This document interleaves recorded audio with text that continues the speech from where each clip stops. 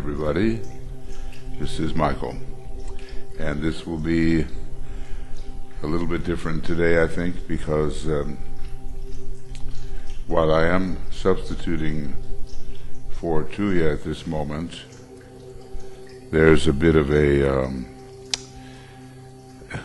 I guess I can only call it a failure in the music. So we'll have the Om in back of us, but not the normal music that we would be hearing. We're going to be working on the reappearance of the Christ, and it's really, if we really look at it and we can get our sense of values adjusted so that the most essential things come first.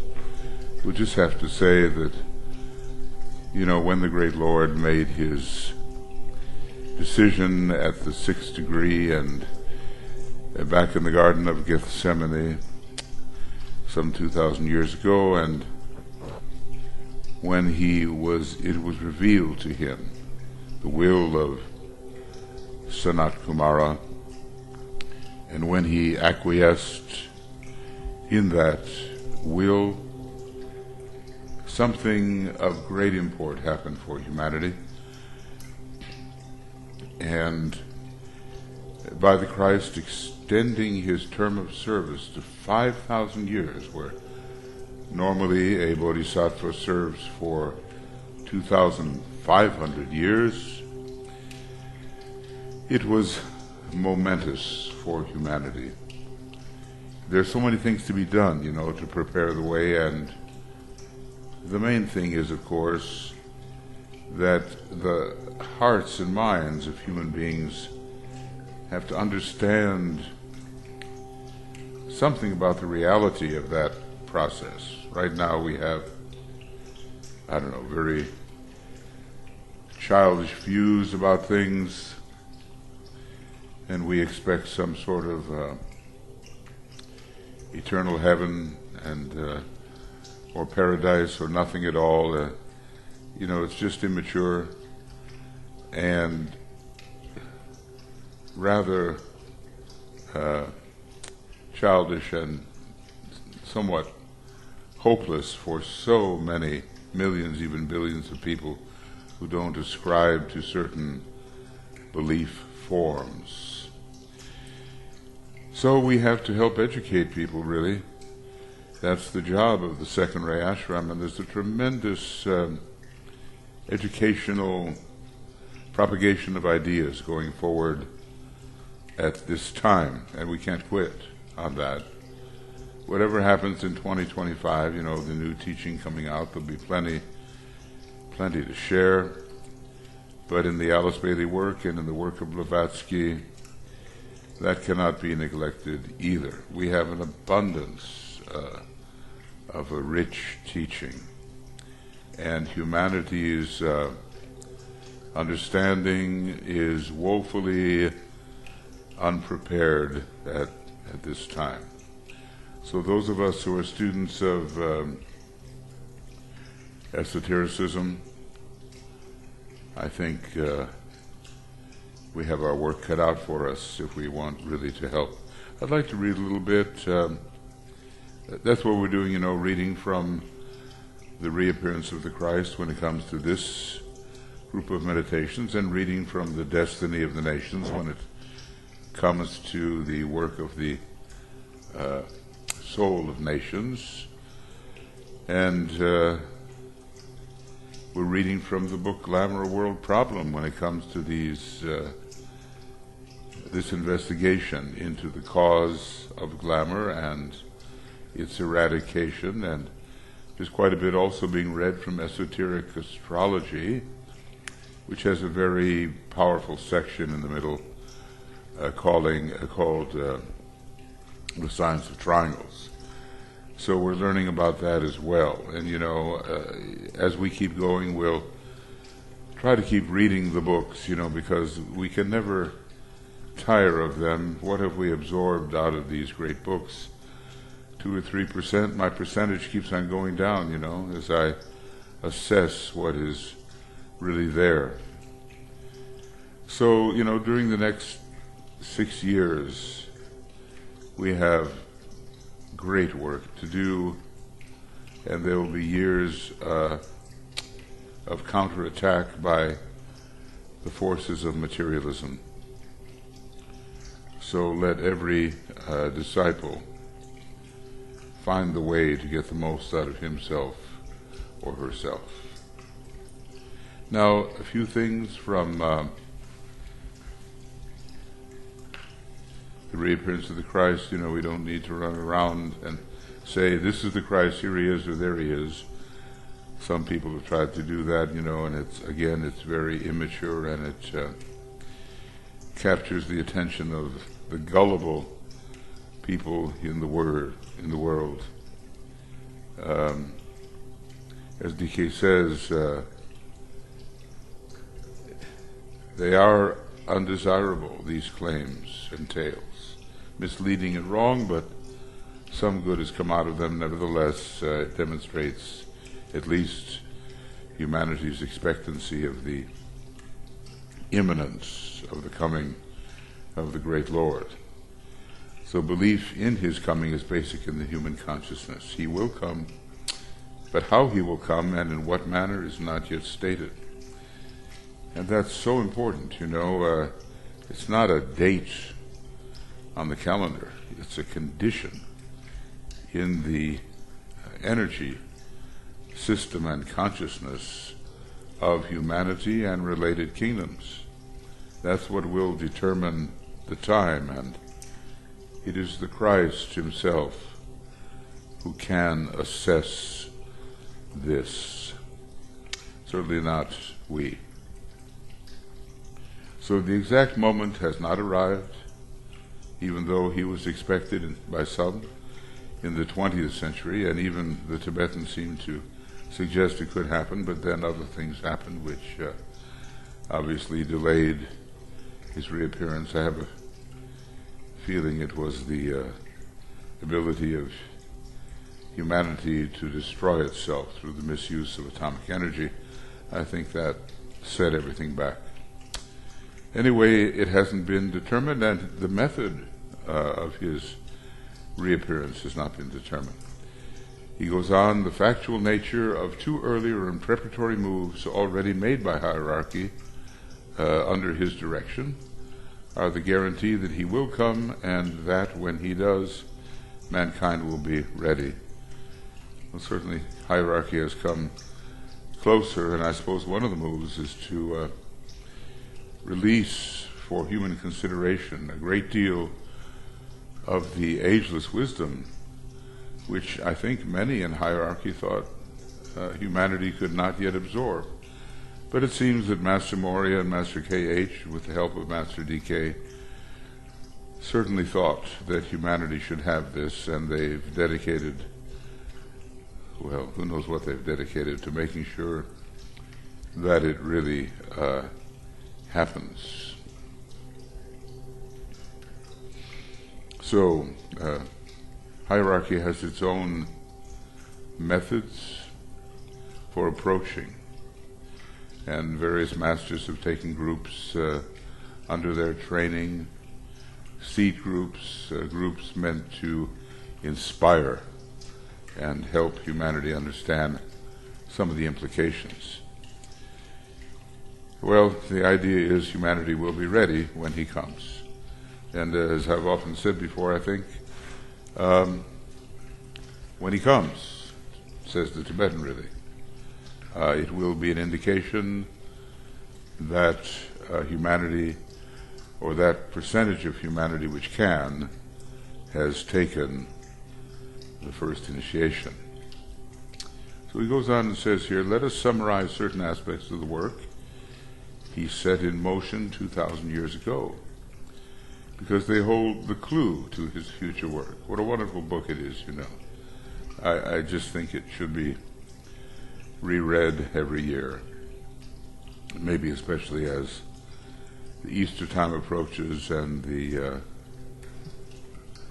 time for the Pentecost Some of it is well known to you, for it has been emphasized by the world faiths and particularly by teachers of the Christian faith.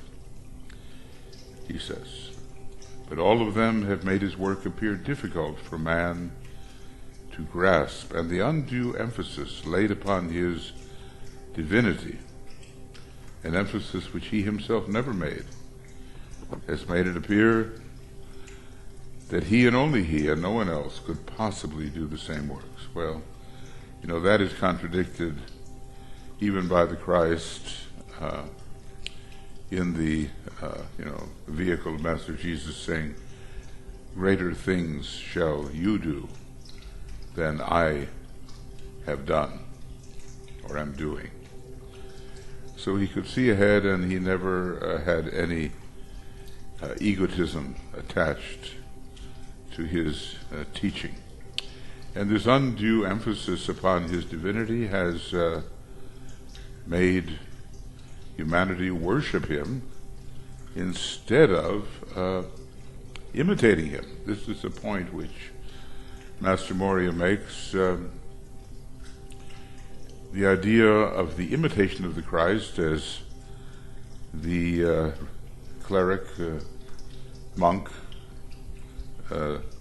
Thomas à Kempis presented it in one of the great, pieces of mystical literature of the Middle Ages. That's the thing, the imitation, not the worship, because when you worship, it just absolves you of all responsibility and you just don't improve. But when you imitate, you have to be resourceful. You have to grow in strength and intelligence and love. So that's what we're after, is the imitation of the Christ. DK goes on, theologians have forgotten that here it is, he himself stated that, quote, greater things shall ye do, because I go unto my Father. Well, I guess that's the Shambhala link, isn't it? The home of the Christ, as of the Buddha these days, is really in Shambhala, though the Christ is descending very much, if you think about it, and will actually take up his Maya Varupa and walk among human beings. This is not expected of the Buddha. He is in Shambhala, and he makes his appearance yearly. If that is still going on, I would suggest reading the Wesak message for 1946 as it is found in the externalization of the hierarchy. It would only go on so long. But anyway, together they will cooperate and make it possible for humanity to take the necessary steps. We really are at an amazing juncture. Age of Pisces is about to give way to the age of Aquarius, and the greater age of Pisces, some over 25,000 years, is going to give way to the greater age of Aquarius. And a 250,000 year cycle, we're told, which is an amazing thing, concluded at the time that Christ made his last noted appearance in the Palestine of the ancient days. 250,000 years. Some people say, well, that's one circulation, one revolution around the Pleiades of our particular sun and maybe some of the associated suns.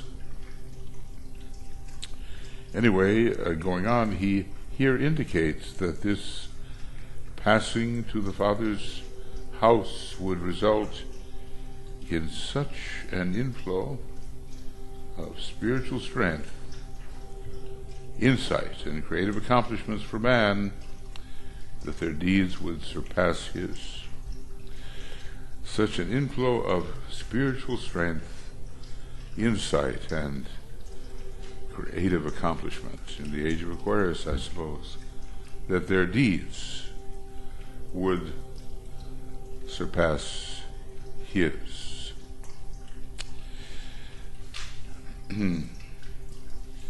Because of the distortion of his teaching and its remote relation to man, we have not done those greater things.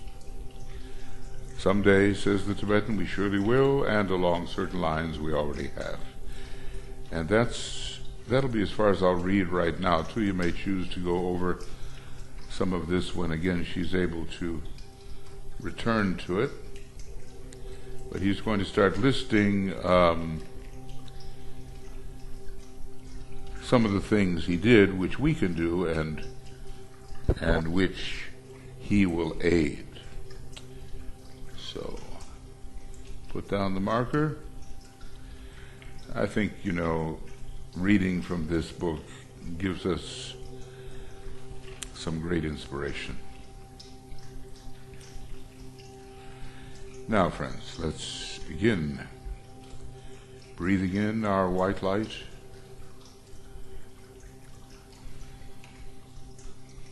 using the imagination to do so, of course.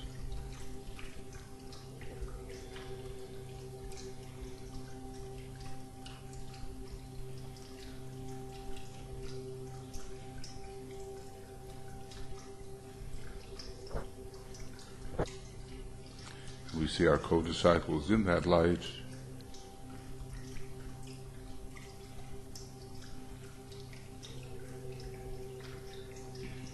In whatever groups we may all work in together, and in our triangles, love and goodwill and light are flowing through our triangles and into the network of triangles. So we realize in preparation that's a real thing. That's really happening.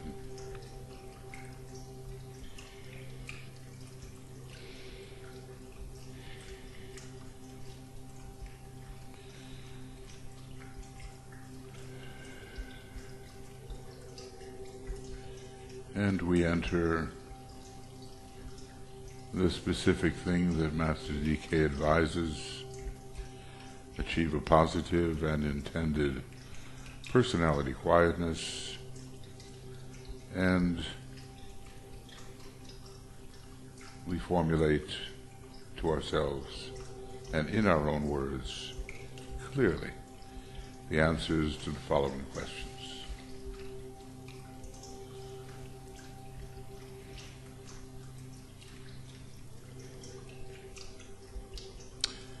As a member of the new group of world servers, what is my specific, fixed intention at this moment of dedicated contact with my soul?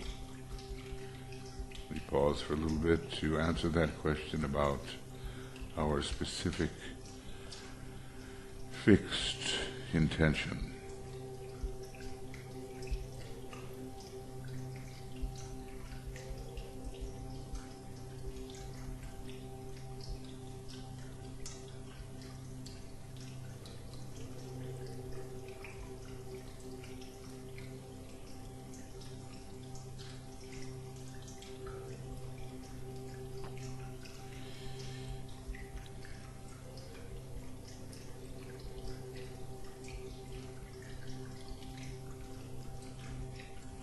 Is my concentrated and expressed personality purpose in line with hierarchical intention, as far as I am permitted to know it?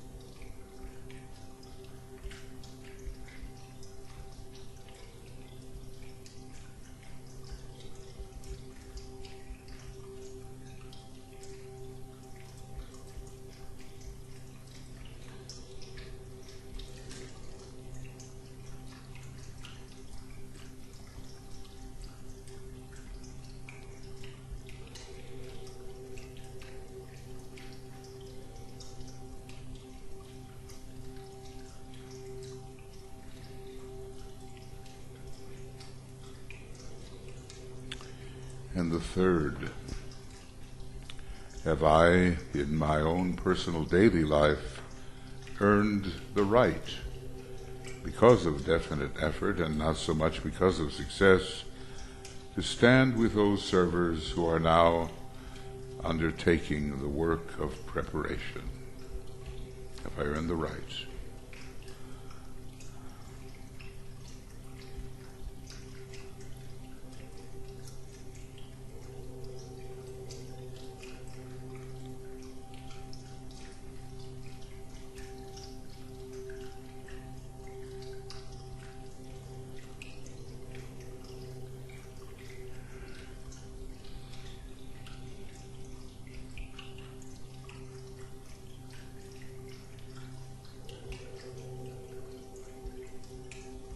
So these questions are answered before or in the presence of the soul. As much as possible we try to have the mind held steady in the light as we answer these questions. But now, having answered them, and we answer every week because some new insight may come, having answered them, we say together a very powerful and essential mantra. Forgetting the things which lie behind, I will strive toward my higher spiritual possibilities.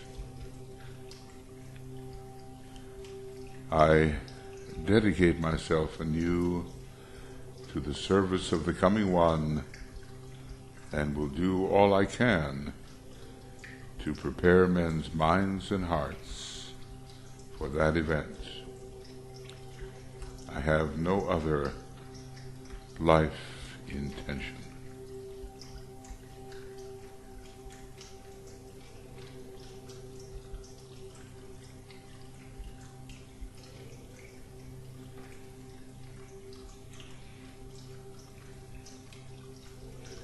It's quite a firm statement, and seems to echo St. Paul, press ahead into the high calling that is in Christ, and forget that which lies behind.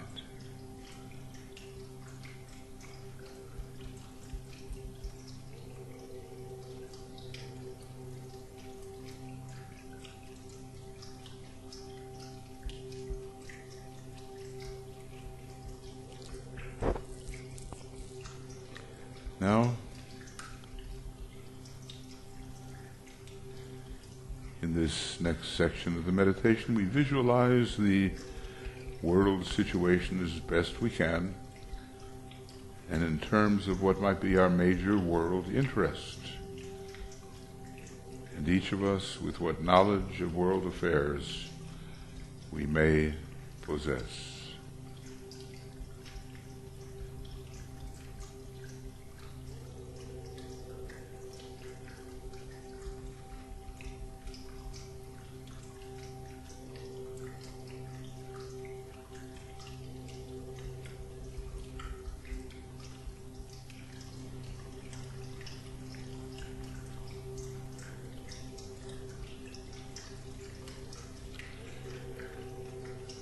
See the mass of men everywhere glowing with a dim light.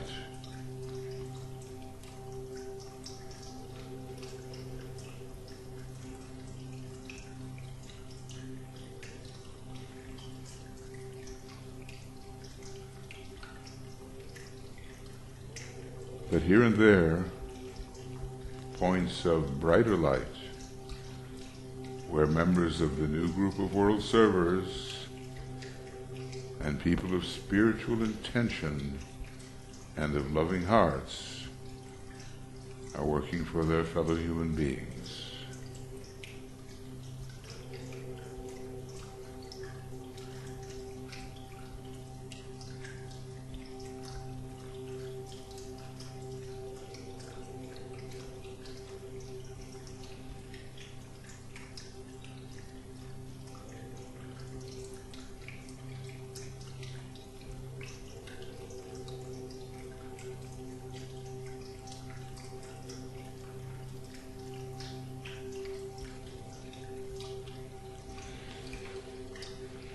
And then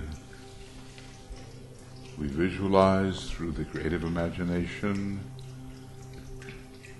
the vivid light of the hierarchy,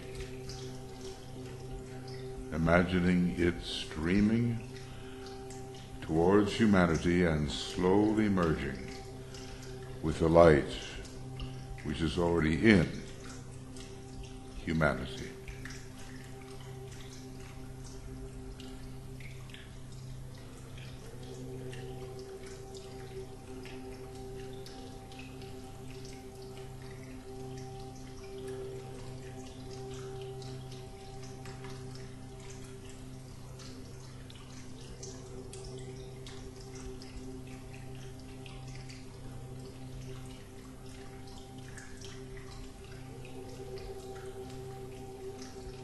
And then we say the first stanza of the great invocation. From the point of light within the mind of God, let light stream forth into the minds of men. Let light descend on earth.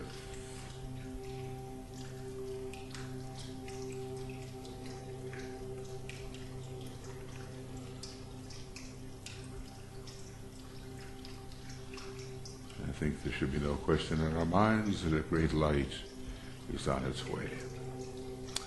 And then we ponder on the reappearance of the Christ and realize that no matter by what name he may be called in the many world religions, he is still the same great identity.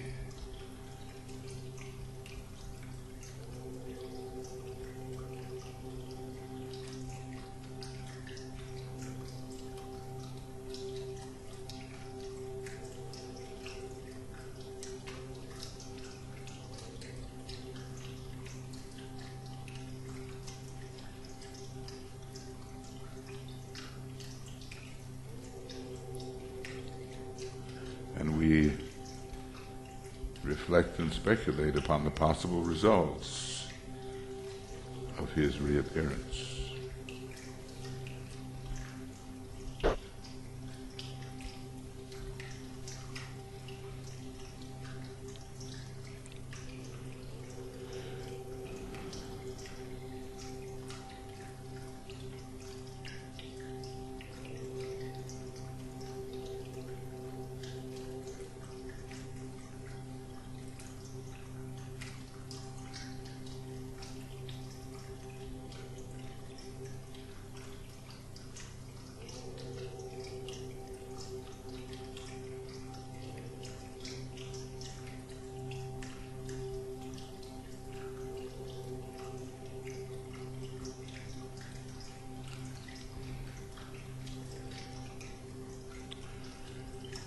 And we know he will come when a measure of peace has been restored. What that measure is, he can determine. When the principle of sharing is at least in process of controlling economic affairs, this is very far from the case so far. And when the churches and political groups have begun to clean house, and it's clear that that, at least, has begun. When he comes, the kingdom of God will be publicly recognized and will no longer be a thing of dreams and wishful thinking and of orthodox hope. So now we say the second stanza of the great invocation. From the point of light within the heart of God, let love stream forth into the hearts of men. May Christ return to earth.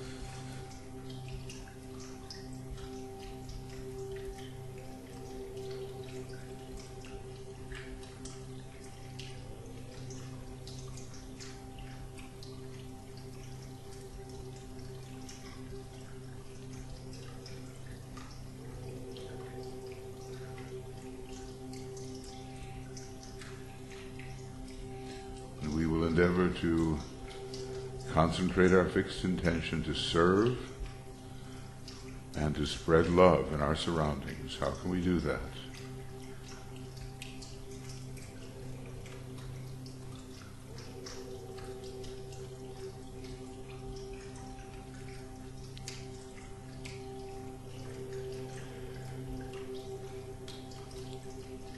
And we realize that insofar as we can do these things, serve and spread love, we are attempting to blend our personal will with the divine will.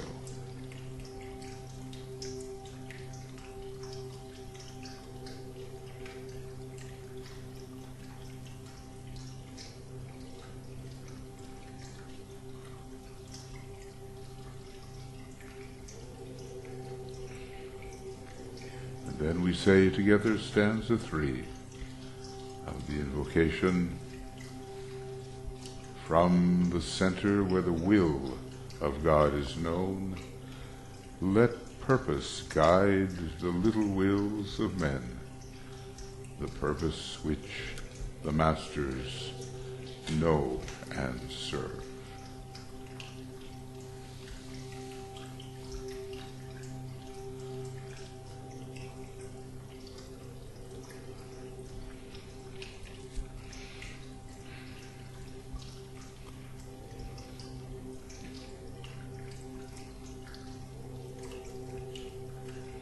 We can imagine a life directed by soul purpose, by hierarchical purpose, by divine purpose, truly purpose-directed life.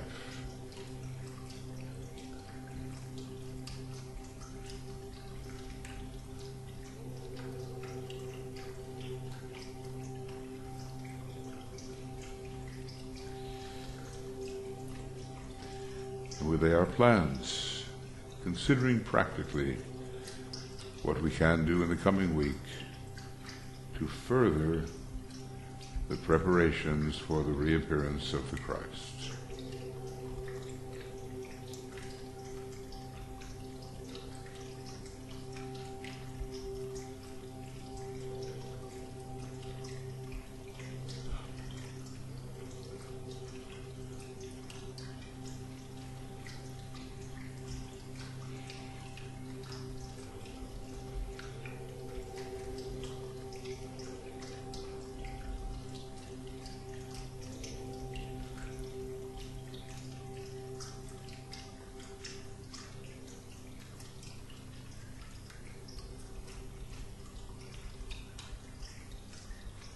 In responding to the vibration of the Christ, let us commit ourselves in His name.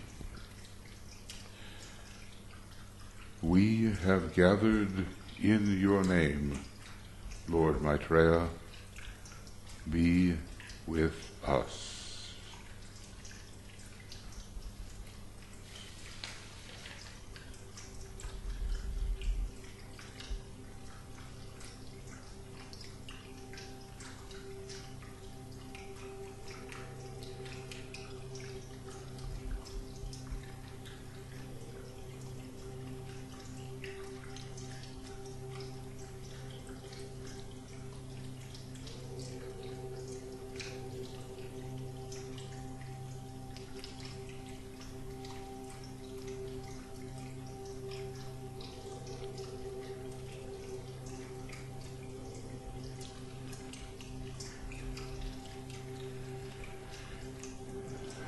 Now we will sound the Om 3 times, dedicating the threefold personality to this work of preparation. It occurs in so many ways along the lines of the different ashrams, but it all leads to the same result.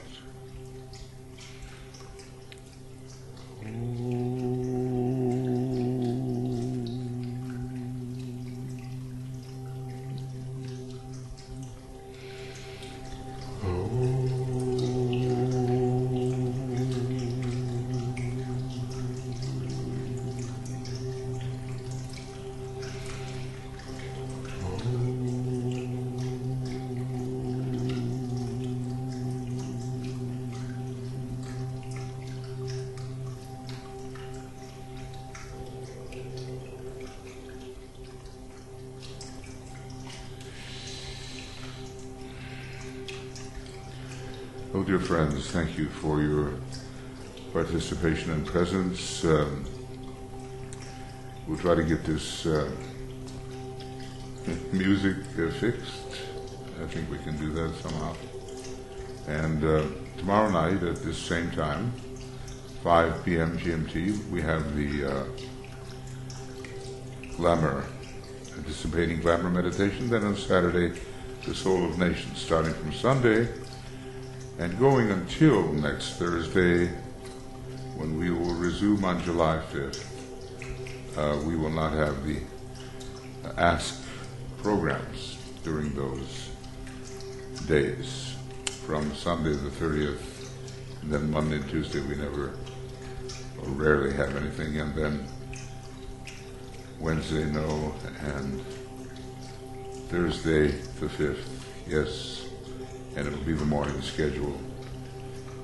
So thank you for being with us, and it's so important what we're doing. I don't mean what we personally are doing here, but what we as a group are doing to change the way that humanity perceives who the Christ is, what the hierarchy is, what humanity's role is in transforming human consciousness and the human energy system.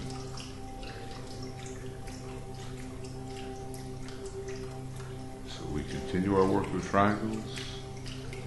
We work on creating the chalice for the Christ consciousness in the Blue Rose Sisterhood, or Blue Rose Group. It also has the Shiva Brothers in it as well. We will study deeply in the Moria Federation, the Ageless Wisdom, studying deeply with Master DK's curriculum as much as we can, and overseeing all this, the University of the Seven Rays, bringing the ray energy, the astrological energy into focus in a new way. Working with the Tibetan, who is the messenger of the masters, and we too become messengers in a sense. And our music is available when it's available. Just go to YouTube and there's plenty there for your listening and meditation. So thank you everyone. And tomorrow again, glamour, the dissipation of glamour in the evening. Okay. Many blessings, everybody, and lots of love from Tuya and me, and we'll see you before long. Bye-bye.